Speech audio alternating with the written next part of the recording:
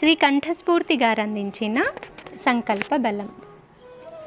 సంకల్పం అంటే చేయదలుచుకున్న పనిని మనసా వాచా కర్మణ నమ్మి పూర్తి చేయగలగడం అంటారు దైవజ్ఞులు. ఆ పని ఐహికమైన అభివృద్ధి కావచ్చు, ఆధ్యాత్మికమైన సాధన కావచ్చు. సంకల్పం అనేది ఆత్మ మనస్సుల సంగమం అంటారు స్వామి వివేకానంద. మనిషి ఆధ్యాత్మిక సాధనలో భగవంతుడి ప్రేమ అపారంగా పొందాలంటే తనను తాను అన్ని విధాలా తీర్చిదిద్దుకోవాలి. ఎటువంటి అడ్డంకులు ఎదురైనా త్రికరణ శుద్ధిగా అధిగమించాలి. తలపుల్లో కానీ వాక్కుతో కానీ చేష్టలతో కానీ ఏ ప్రాణికి అపకారం తలపెట్టను అని మనసులో ప్రమాణం చేయాలి. సర్వశక్తిమంతుడు సర్వవిధుడు ప్రేమ సింధువు అయిన ఆ అంతర్యామిలో నేనొక భాగమనే భావనతో ఈ రోజును ప్రారంభిస్తున్నాను అని సంకల్పం చెప్పుకోవాలి. అలా ప్రతిరోజు చేయడం వల్ల ఆధ్యాత్మిక సాధనలో సాధకుడు మరో మెట్టు ఎక్కుతూ ఉంటాడు. ఆ భగవంతుడి దయకు పాత్రుడవుతూ ఉంటాడు. సంకల్పం వల్ల ఆలోచనలకు స్థిరత్వం సిద్ధిస్తుంది. మనం సంకల్పించిన ధ్యేయం దగ్గరవుతుంది. సాధారణంగా మనమందరం జీవితంలో ఏ సందర్భంలోనైనా విజయాన్ని కోరుకుంటాం. అయితే కొంతమంది మాత్రమే దాన్ని సాధిస్తారు. కొంతమంది విజయం దిశగా పరుగు పెట్టే మధ్యలోనే ఆగిపోతారు. జీవితంలో జయాపజయాలకు కారణాలెన్ని ఉన్నా సంకల్ప శక్తి బలంగా లేకపోవడమే ఓటమికి ముఖ్య కారణమని చెప్పొచ్చు. దుర్యోధన కర్ణాది మహావీరులు, దేశ దేశాల అధిపతులు ద్రౌపది స్వయంవరానికి విచ్చేశారు.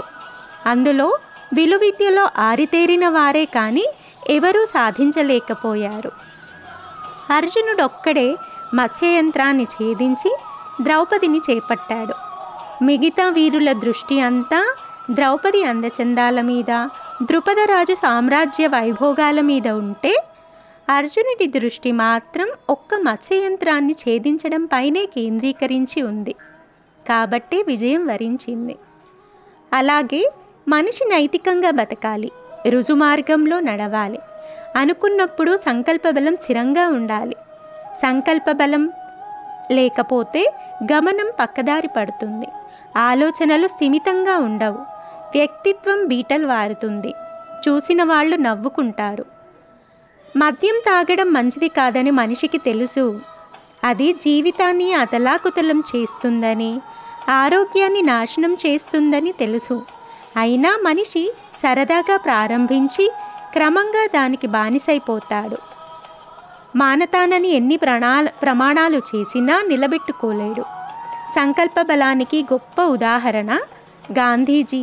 అడుగడుగున అవాంతరాలు ఎదురైనా మొక్కవోని దీక్షతో దేశానికి స్వాతంత్రం తెచ్చిపెట్టిన మహనీయుడు.